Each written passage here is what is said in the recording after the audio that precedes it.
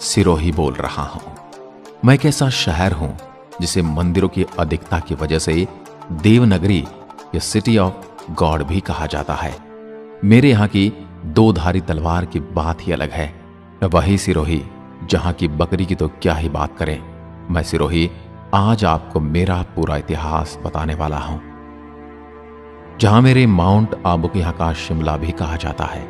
आपके यहाँ आने पर मैं आपको अति सुंदर नक्की झील, दिलवाड़ा मंदिर, गुरु शिखर आदि बहुत से सुंदर पर्यटन स्थल दिखाने वाला हूं।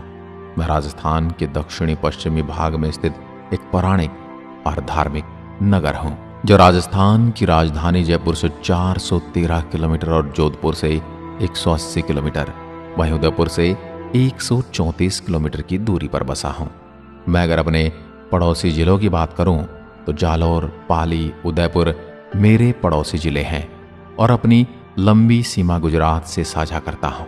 लगभग 5136 किलोमीटर की परिधि में मैं गुजरात से स्पर्श करता हूं। मैं सिरोही राजस्थान में एरिया के हिसाब से 26वां सबसे बड़ा शहर हूं। मेरे यहाँ की जनसंख्या की यदि मैं बात करूं तो 2011 की जनगणना के अनुसार लगभग 10,36,000 लोग मेरे अंदर निवास करते हैं, जिसमें सिरोही पूरे राजस्थान में 31वां स्थान रखता है। मेरे यहाँ के लोग मुख्य रूप से मारवाड़ी, देवढ़ावटी, गोडवाड़ी, हिंदी और मेरे कुछ लोग इस समय गुजराती भी बोलते हैं, क्योंकि मेरा जुड़ाव गुजरात से ज्यादा है। मेरे सिरोही शहर की स्थापना की बात करूं तो मेरी स्थापना राव शोभाजी पुत्र राव शेषमल ने 1425 में की थी, जिस वजह से मेरे शहर का नाम सिरोही पड़ा। मेरे इस शहर को प्राचीन समय में शिवपुरी, चंद्रावती, आबू प्रदेश और देवड़ावाटी भी कहा जाता है।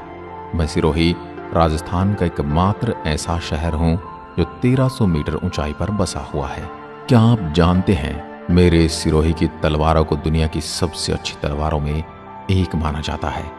वहीं इतिहास में भी मेरी तलवारों के बारे में यह कहा जाता है कि सिरोही की तलवारों ने कई ऐतिहासिक लड़ाइयों में अपनी भूमिका निभाई है। जब मेरे यहाँ अक्टूबर 18, 1958 को जब भारत के प्रथम प्रधानमंत्री जवाहरलाल नेहरू आए थे, तो उन्होंने उस वक्त मेरी सिरोही की तलवार ही भेंट दी गई थी, जिसे आज भी आप दिल्ली नेशनल म्यूजियम में देख सकते हैं।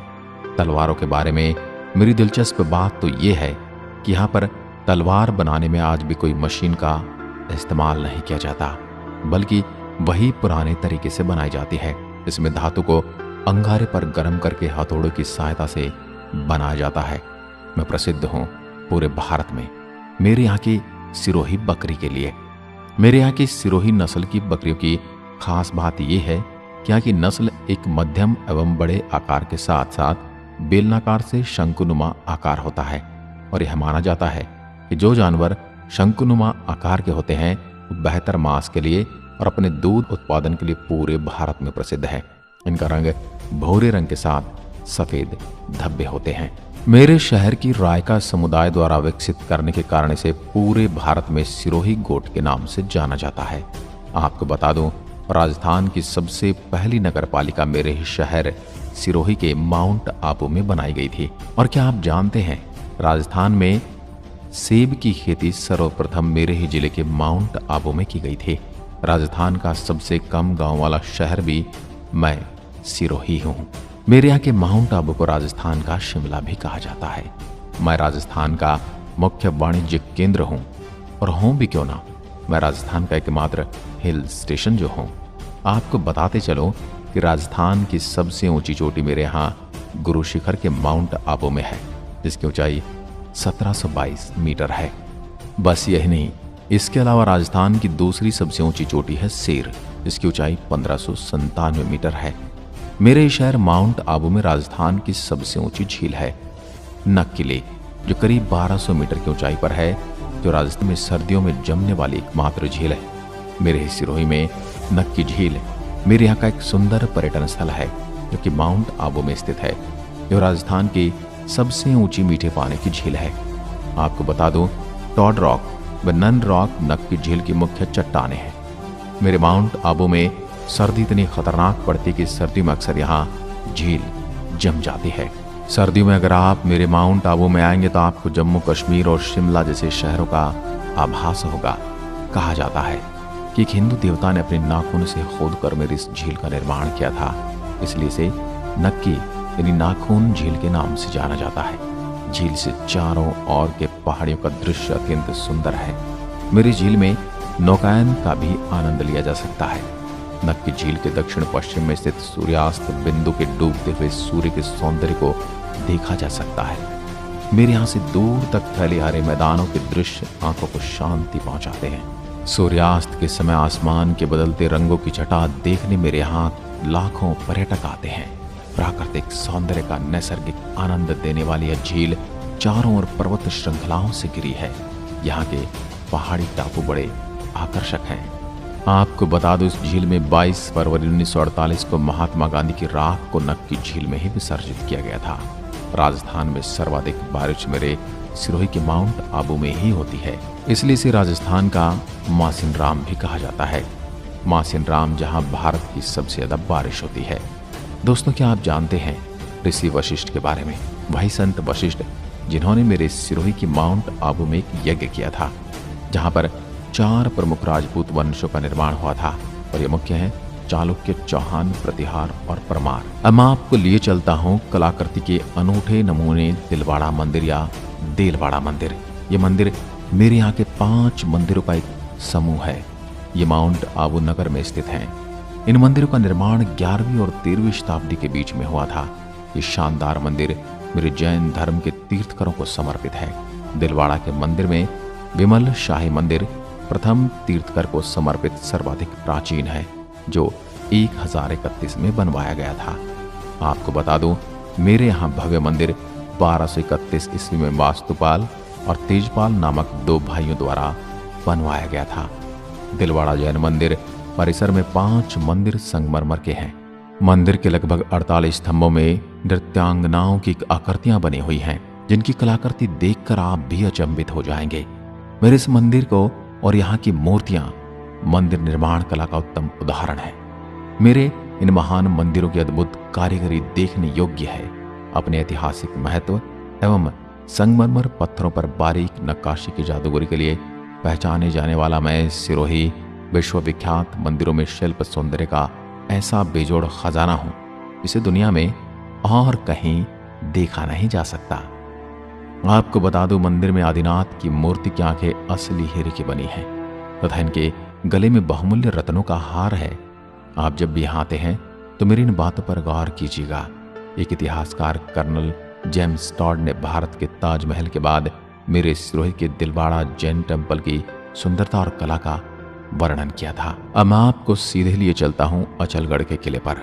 यह किला मेरे आबू रोड से 13 किलोमीटर दूर अरावली पर्वतमाला की चोटी पर अवस्थित है। आबू का पुराना किला मेरे यहाँ के परमार शासकों द्वारा बनवाया गया था। इसी प्राचीन किले के भग्नावशेष पर 1452 ईस्वी में महाराणा कुंभा ने अचलगढ़ का निर्माण करवाया। इसके निर्माण का उद्देश्य मेवाड़ को गुजरात के संभावित आक्रमणों से सुरक्षित करना था। गुजरात के सुल्तान कुतुब शाह और महमूद बेगड़ा को भी कुछ समय के लिए मेरे अचलगढ़ पर अधिकार रहा, जिन्होंने मेरे किले के प्राचीन देव प्रतिमाओं को खंडित किया। आज भी मैं उनके प्रति आक्रोश अपने अंदर लिए बैठा हूं। मेरे इस किले की प्राचीर में हनुमान पोल और गणेश पोल 2 बाह्य प्रवेश द्वार हैं, जिन पर श्री हनुमान और श्री गणेश जी की प्रतिमाएं प्रतिस्थापित हैं। मेरे किले के अन्य प्रवेश द्वार चंपा पोल और भैरव पोल हैं। इसमें प्रवेश करने पर किले के भीतर दृश्य दिखाई देता है। आपको बता दूं, मेरे माउंट आबू में कई हिंदी फिल्मों की शूटिंग हुई है, जैसे लवर्स पॉइंट तक आमिर खान और जूही चावला की फिल्म कयामत से कयामत तक, और निक्की झील पर प्रीति जिंटा की दिल है तुम्हारा आदि फिल्मों की शूटिंग हुई है। मेरे यहाँ का एक तथ्य ये भी है कि राजस्थान में सबसे ज्यादा सौंफ और फलों में चीकू सबसे ज्यादा मेरे ही सिरोही में होते हैं। वहीं खनिजों की अगर मैं बात करूं तो मेरे सिरोही में पिंडवाड़ा को मेटलिस्ट माना जाता है, क्योंकि यहाँ पर इंडिया का सबसे ज्यादा वॉलस्टोनाइट पाया जाता है। इसी वजह से मेरे यहाँ पर एशिया की सबसे बड़ी वॉलस्टोनेट खदान वॉलकेम इंडियन लिमिटेड मौजूद है। इसके अलावा मेरे अंदर बड़ी सीमेंट फैक्ट्री भी है, जिनका नाम है जेके लक्ष्मी सीमेंट और अल्ट्राट्रैक सीमेंट के कारखाने। मेरे शहर के बालदा और आबू की रेवदार में टंगस्टन के भंडार हैं। मेरे यहाँ मैं उदयपुर के बाद कैल्साइट माइनिंग राजस्थान में यहीं होती है। मेरे शहर के ऐसे ऐसे महान कलाकार भी हुए हैं जिनके बिना दुनिया में कहीं भी बड़े मंदिर का निर्माण मेरे शहर के पत्थरों की कारीगरों की भागीदारी के बिना पूरा नहीं होता। मेरे इस बात का प्रमाण इस बात से आप ले सकते हैं कि भारत में अक्षरधाम मंदिर के गुरु और श्री राम मंदिर अयोध्या के मंदिर की नक्काशी इसी शहर के कारीगरों ने की है। अगर आप मेरे शहर सिरोही आ रहे हैं तो पौराणिक सभ्यता को देखने के लिए चंद्रवती, जो कभी परमारों की राजधानी हुआ करती थी, यह उस समय की सबसे सुंदर निर्माण कला का उदाहरण है। इसका वर्णन इतिहासकार कर्नल जेम्स टॉड ने अपनी पुस्तक ट्रेवल्स वेस्टर्न इंडिया में किया था। मेरे शहर के रोहिड़ा गांव में जन्मे थे प्रसिद्ध साहित्यकार गौरीशंकर हरिचंद ओझा, जिनका जन्म 15 सितंबर 1863 ईस्वी में मेरी ही धरती पर हुआ। इसके अलावा मेरे यहाँ पर राजस्थान के गांधी उपनाम से विख्यात गोकुल भाई भट्ट का जन्म भी 1897 में मेरे हाथल गांव में हुआ था। मेरे सिरोही के वाहन RJ-24 से रजिस्टर्ड होते हैं। आपको बता दूं, विश्व की सबसे बड़ी स्पिरिचुअल यूनिवर्सिटी शांतिवन ब्रह्म कुमारी सिरोही में स्थित है।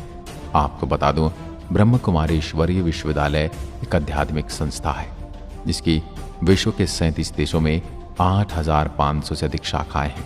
इस संस्था का बीजारोपण 1930 के दशक में अविभाजित भारत के सिंध प्रांत के हैदराबाद नगर में हुआ था। लेखराज कृपलानी इसके संस्थापक थे। इस संस्था में स्त्रियों की महत्वपूर्ण भूमिका है, जहां दुनिया भर के ध्यान, आध्यात्मिक शिक्षा और परीक्षण, योग, बड़े बड़े सम्मेलन और सेमिनार, लेक्चर हों, वो कई भाषाओं के ट्रांसलेशन के साथ शांतिपूर्ण यहाँ पर शिक्षित हो सकते हैं।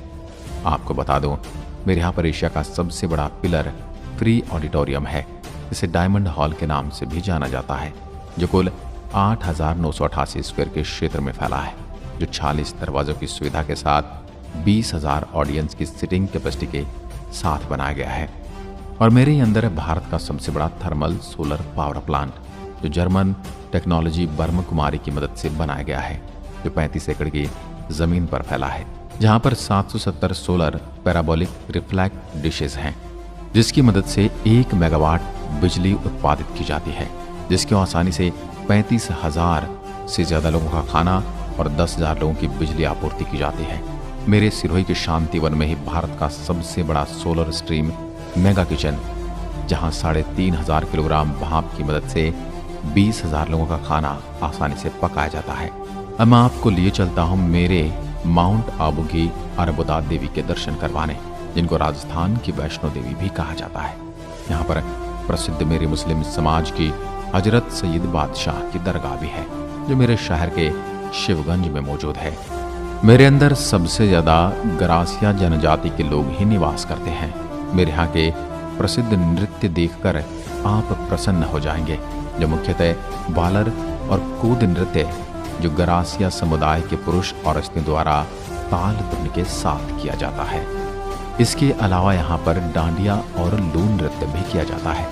मेरे यहाँ के तीर्थ स्थलों की मैं बात करूँ तो मेरे यहाँ सबसे ज्यादा मेरे जैन धर्म के मंदिर हैं, और मेरे मुख्य मंदिरों में से श्री पावपुरी तीर्थ, श्री जिरावला पार्श्वनाथ जैन मंदिर, शरणेश्वर महादेव मंदिर, मीरपुर जैन मंदिर, बमनवाद जैन मंदिर, चंद्रावत म्यूजियम, बर्मन सूर्य मंदिर, करोड़ी ध्वज सर्वधर्म मंदिर, पाट नारायण धाम गिरवर, सिरोही किला आदि मेरे प्रमुख तीर्थ स्थल हैं। इसीलिए तो मुझे मंदिरों की नगरी कहा जाता है। मेरे कई ऐसे हिंदू मंदिर हैं जिन्हें पुराने मुस्लिम राजाओं ने तहस नहस कर दिया। ये बात जब भी मैं सोचता हूँ तो कभी कभी दुखी हो जाता हूँ, लेकिन आप जब भी मेरे प्यारे से सिरोही को देखने आते हैं तो मैं इन मंदिरों के दर्शन जरूर करवाना चाहूँगा। अब बात कर लेता हूँ मेरे त्योहारों की। मेरे यहाँ के माउंट आबू में मई जून में समर फेस्टिवल और दिसंबर में विंटर फेस्टिवल मनाया जाता है, जिसका आप भी जब भी मुझे देखने आ रहे हैं तो आनंद ले सकते हैं। अब मैं मेरे यहाँ के खान पान की बात करूँ तो दही की कचौरी, पाव भाजी और दाबेली, कड़ी पकोड़ा, प्रसिद्ध दाल बाटी चूरमा और बर्फ का गोला मेरे यहाँ काफी प्रसिद्ध है। क्या आप कभी मेरे सुंदर शहर में घूमने के लिए आए हैं? अगर हाँ तो मुझे जरूर बताइएगा। और जिन महानुभावों ने मुझे नहीं देखा है उनसे यही अनुरोध करूंगा कि आप जरूर आइए। मैं आपकी प्रतीक्षा में तल्लीन हूँ। नमस्कार, धन्यवाद, जय हिंद।